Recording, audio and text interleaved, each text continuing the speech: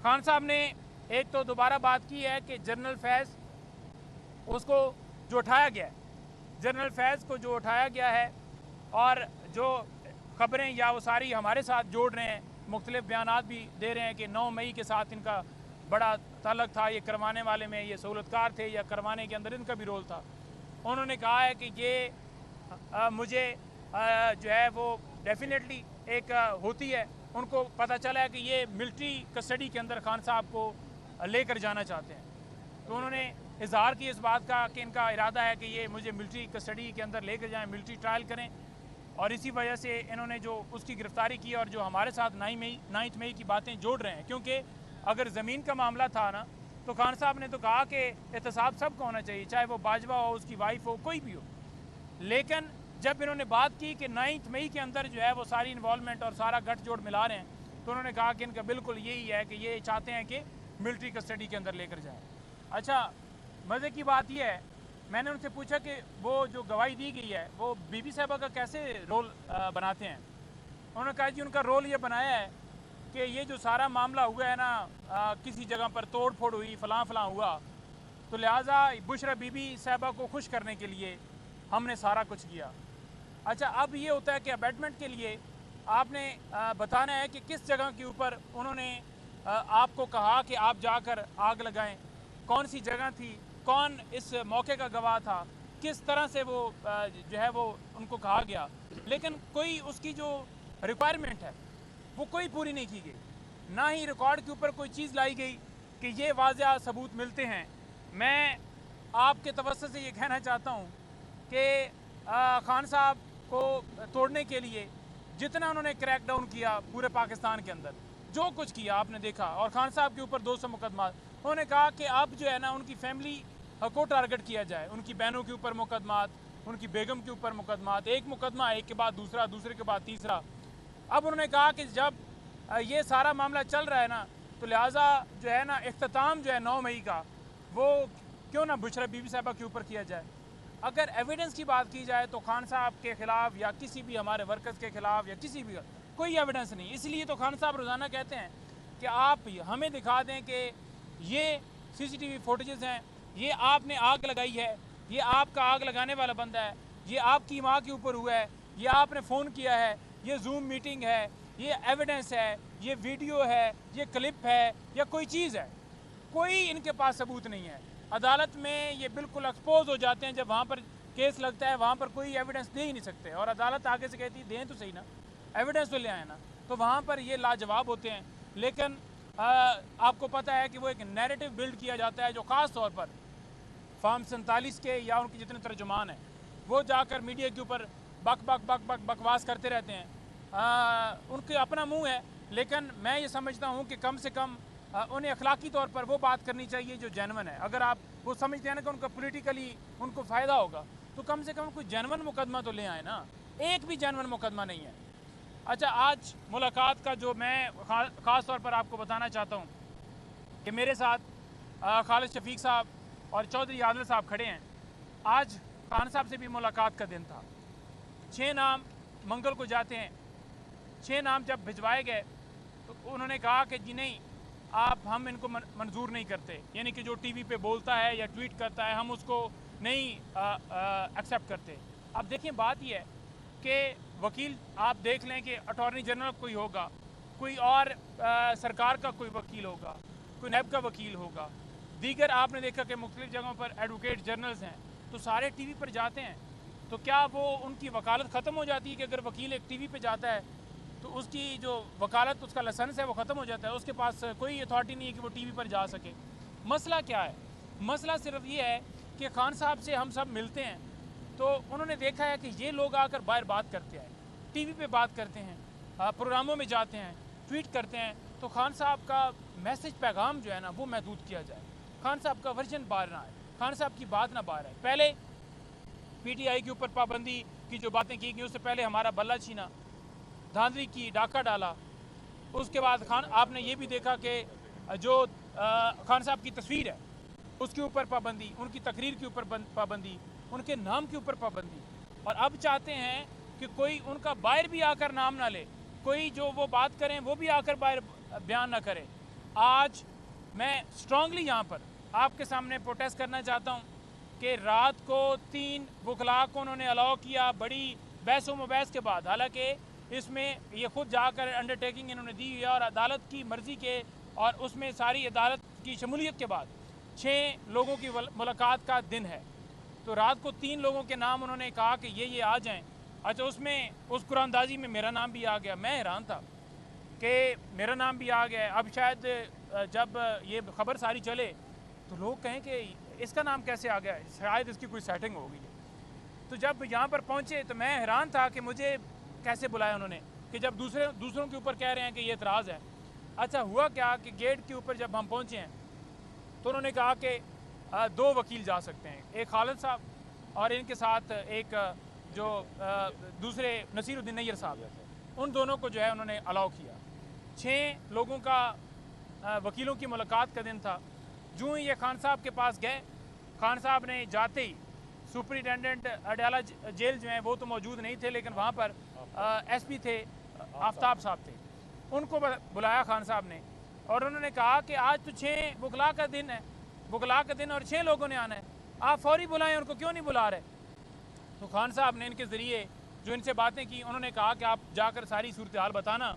खान साहब ने 12 उनको कहा, खान साहब ने बाई नेम कहा, इन्होंने कहा कि नहीं भी बैठा है, फलाना भी बैठा है, फलाना। उन्होंने कहा कि बुलाएं, वो क्यों नहीं बुला रहे। मेरे ऊपर 200 से ज़्यादा केसेस बनाए गए हैं, मुख्तलिफ शहरों में केसेस हैं, मुझसे मुख्तलिफ वकला ने मिलना है और मर्ज़ी मेरी होनी है कि किसने मुझसे आकर मिलना है। खान साहब ने कहा कि आपने जाकर बात करनी है कि इन्होंने वकला के ऊपर भी पाबंदी लगा दी है, इन्होंने जो पॉलिटिकल मीटिंग्स थी उनके ऊपर भी पाबंदी लगा दी है। शिबली फराज साहब, उमर अयूब साहब और दीगर लोग उस वक्त उस दिन आए थे। एक I think so Rauf Hasan साहब को उन्होंने अलाउ किया। 6 लोग उस दिन भी मिल सकते थे। उन्हें कहा गया कि आपने पॉलिटिकल बात नहीं करनी। भाई, बात यह है कि क्या यहाँ पर कोई मौसमियात के हवाले से कोई बात होनी है, या यहाँ पर ये कोई लैंड का मसला डिस्कस होना है कि ये ज़मीन जो है उसके ऊपर के जो है कमाद लगाना है या गन्ना लगाना है या उधर गंदम लगानी है। यहाँ पर तो डेफिनेटली इमरान खान पाकिस्तान के लीडर हैं, मुस्लिम उम्मा के लीडर हैं, एक पॉलिटिकल पार्टी के सरबराह हैं, उनका राइट है डिस्कशन करना, अपने रहनुमाओं से मिलते हैं। और जब वो जितने पॉलिटिकल रहनुमाओं की इजाज़त की बात है तो वो तो ऑलरेडी हर चीज़ लिस्ट सबमिट हुई है। इस्लामाबाद हाई कोर्ट में सारा वहाँ पर हमारा ये तयन होया था कि ये लोग जो हैं 6 लोग जाकर मिलेंगे, उसमें पॉलिटिकल लोग जो है वो शामिल करें या उनका फैमिली मेम्बर शामिल करें।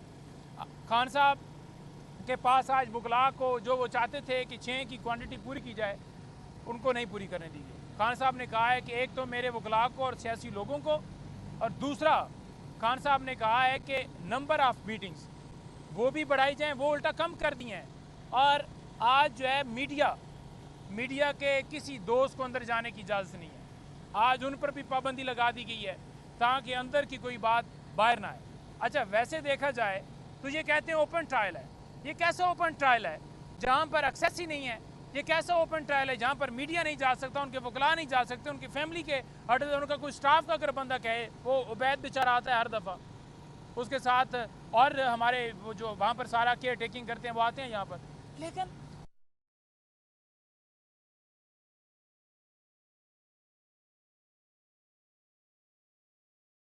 उन्हें बिठा दिए जाते हैं, उन्हें ले भी जाया जाता है, ठीक है। लेकिन जो हमारे लोग हैं, जो खान साहब के लोग हैं, जो खान साहब के वकला हैं, जो उनके पार्टी के रहनुमा हैं, उनको इजाज़त नहीं है।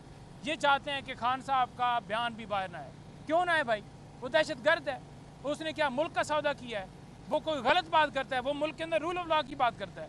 वो कहता है कि धांधली ज़्यादा इलेक्शन क्यों हुआ, वो कहता है कि डाका क्यों डाला गया, वो कहता है कि करप्ट लोगों को क्यों, वो एहतसाब की बात करता है, वो मुल्क की खुशहाली की बात करता है, वो कहता है कि हमारे अदारे आज़ाद हों, वो कहता है कि हम गुलामी जो है वो कभी भी मंजूर नहीं करेंगे, वो कहता है हमारा मुल्क आज़ाद हो। क्या उसका ये कसूर है? यानी आप जो बंदा हक की इंसाफ की बात करेगा आप उसके ऊपर कदगन लगा देंगे, और कोई अगर उनका पैगाम बाहर लेकर यही लेकर आए, मैं अब 10 मिनट हो गए हैं, मैं यहाँ पर क्या बात कर रहा हूँ, मैंने क्या कोई कहा है कि उस चीज़ को आग लगा दो? तो मकसद इनका ये है कि खान साहब की बात बाहर ना आए। खान साहब ने जो तीन चार बातें की हैं, मैं आखिरी ये 3 मिनट के अंदर ख़त्म करूँगा। खान साहब ने एक तो दोबारा बात की है कि जनरल फैज़ उसको जो उठाया गया है, जनरल फैज़ को जो उठाया गया है और जो ख़बरें या वो सारी हमारे साथ जोड़ रहे हैं, मुख्तलिफ बयानात भी दे रहे हैं कि 9 मई के साथ इनका बड़ा ताल्लुक़ था, ये करवाने वाले में ये सहूलतकार थे या करवाने के अंदर इनका भी रोल था। उन्होंने कहा है कि ये मुझे जो है वो डेफिनेटली एक होती है, उनको पता चला है कि ये मिलिट्री कस्टडी के अंदर खान साहब को लेकर जाना चाहते हैं। तो उन्होंने इजहार की इस बात का कि इनका इरादा है कि ये मुझे मिलिट्री कस्टडी के अंदर लेकर जाएं, मिलिट्री ट्रायल करें, और इसी वजह से इन्होंने जो उसकी गिरफ्तारी की और जो हमारे साथ 9 मई की बातें जोड़ रहे हैं। क्योंकि अगर ज़मीन का मामला था ना, तो खान साहब ने तो कहा कि एहतसाब सबका होना चाहिए, चाहे वो बाजवा हो, उसकी वाइफ हो, कोई भी हो। लेकिन जब इन्होंने बात की कि 9 मई के अंदर जो है वो सारी इन्वॉल्वमेंट और सारा गठजोड़ मिला रहे हैं, तो उन्होंने कहा कि इनका बिल्कुल यही है कि ये चाहते हैं कि मिलिट्री कस्टडी के अंदर लेकर जाएं। नंबर 2, उन्होंने कहा कि 9 मई के ऊपर जुडिशल कमीशन बनाने की दरख्वास्त हमने सुप्रीम कोर्ट में दी है, तो वो दरख्वास्त लगाई जाए, कौम के सामने हकीकत आए।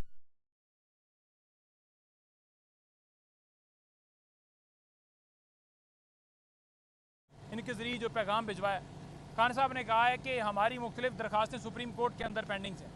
उन्होंने कहा है कि फंडामेंटल राइट्स की वॉलेशन की जो आज भी अगवाकारियाँ, लोगों के घरों में छापे, सारा कुछ हो रहा है, वो दरख्वास्त नहीं फिक्स कर रहे काजी साहब। खान साहब ने कहा है कि खान साहब ने कहा कि जो 8 फरवरी को डाका डाला गया, वो दरख्वास्त नहीं लगा रहे। इसके अलावा खान साहब ने कहा कि 9 मई जुडिशल कमीशन की दरख्वास्त जो है वो नहीं लगा रहे। इसके अलावा खान साहब ने कहा कि और जितनी दरख्वास्तें हैं जो हमने सुप्रीम कोर्ट में दी हुई हैं वो नहीं लगा रहे, और जहाँ पर एक जो है वो डाका डाला गया है तो वहाँ पर काजी साहब खुल के आकर उनकी प्रोटेक्शन कर रहे हैं। वो रिव्यू वाली दरख्वास्त भी उन्होंने फ़िक्स की। वो कहते हैं कि जो चीफ इलेक्शन कमिश्नर है या इलेक्शन कमीशन है, उनकी तज़दीक ना की जाए, उनकी जो इज़्ज़त है वो की जाए, उनका एहतराम किया जाए। भाई इज़्ज़त कोई करवाता है तो अपने काम से करवाता है, अपने कंडक्ट से करवाता है, अपने रवैये से करवाता है, अपनी जो उसके पास अथॉरिटी है उसका अगर गलत इस्तेमाल करेगा तो क्या लोग इज़्ज़त करेंगे। डाका डाला गया, डाके के बाद सीटें छीन कर किसी और को दी गई, उससे पहले बल्ला लिया गया, और उसके बाद अब भी वो पार्टी बने हुए हैं। तो जब कोई पार्टी बनता है तो लोग देखिए, जमहूरियत क्या है, जमहूरियत के अंदर हर एक को इज़हार राय का हक है।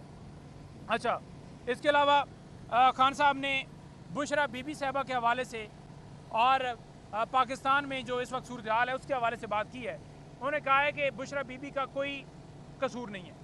बुशरा बीबी का ना किसी जो है वो तोशा खाना के किसी गिफ्ट से ताल्लुक़ है।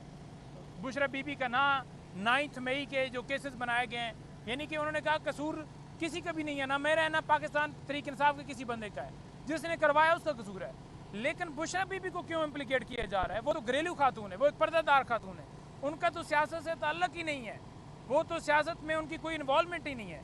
बतौर जब खान साहब वज़ीर आज़म थे, हुकूमत थी, कोई उन्होंने ऑफिस जो है वो होल्ड नहीं किया, तो उनको क्यों इम्प्लीकेट किया जा रहा है? और खान साहब ने जो कल जलसा है हमारा, उसके लिए बड़ा वाज़ेह कहा है कि पूरे मैं पाकिस्तान को ये कहना चाहता हूँ, तमाम ओवरसीज़ और जितने लोग जो आवाज़ सुन रहे हैं सबको कहना चाहता हूँ कि तमाम लोग उसमें शरीक हों। परसों जुमरात को 22 तारीख को इस्लामाबाद में तनोल के मकाम पर बड़ा एक ग्रैंड, एक बहुत बड़ा जलसा जो है पाकिस्तान की हिस्ट्री का होने जा रहा है। तो आपने निकलना है घरों से, ख़वातीन, बच्चे, बूढ़े, जितने लोग हैं तमाम लोग पार्टिसिपेट करें, जलसे को कामयाब करें, इस मूवमेंट का हिस्सा बने। क्योंकि खान साहब आज अगर अडयाला जेल में है तो आपके बच्चों के मुस्तकबिल के लिए। खान साहब ने आखिर में ये बात कही है जो आज IMF और आपने देखा कि जो सूरत हाल है कि जो इनका नाम इन्हीं लिस्ट में डाला गया। खान साहब ने कहा कि देखें, मुल्क के अंदर मुआशी इस्तेकाम उस वक्त आ सकता है जब आपका मुल्क के अंदर पोलिटिकली इस्तेकाम आता है। तो पोलिटिकली इस्तेकाम उस वक्त आता है जो आवाम के मुंतखब नुमाइंदे जो हैं वो वहाँ उन सीटों के ऊपर बैठे हों। तो जब तक आप आवाम की राय का एहतराम नहीं करेंगे, हमारे मुल्क के अंदर कोई भी इस्तेकाम नहीं आ सकता। आवाम की राय का एहतराम करते हुए जिन लोगों को आवाम ने वोट दिया है उनको आप जो है मसनद पर बिठाएं। आप चोरों डाकुओं को बिठाएंगे जिनको आवाम ने रिजेक्ट किया है, तो ना बाहर से कोई आप पे ट्रस्ट करेगा, ना कोई आपके पास इन्वेस्टमेंट लेकर आएगा, ना कोई आपकी ये बढ़कें और एग्रीमेंट फलाना होगा, उसका कोई फ़ायदा होगा। जब मुल्क के अंदर इस्तेकाम होगा, अवामी हुकूमत होगी, तो बाहर से लोग ट्रस्ट करेंगे आपके ऊपर, आज लोग मुल्क से लाखों की तादाद में मुल्क छोड़कर बाहर जा रहे हैं। आज बेरोज़गारी की ये सूरत हाल है कि फ़ॉरेन ऑफिस के बाहर लाइनें लगी हैं। उसकी वजह ये है कि आपके मुल्क के अंदर स्टेबिलिटी नहीं है। लोगों को नहीं पता कि वो घर रात को महफूज सोएंगे, उनके कारोबार के ऊपर डाका मारा जाएगा, कारोबार उनका बंद किया जाएगा, सील किया जाएगा, क्या होगा। तो लिहाजा इस्तेकाम जब तक नहीं आएगा हमारा मुल्क आगे नहीं बढ़ सकता।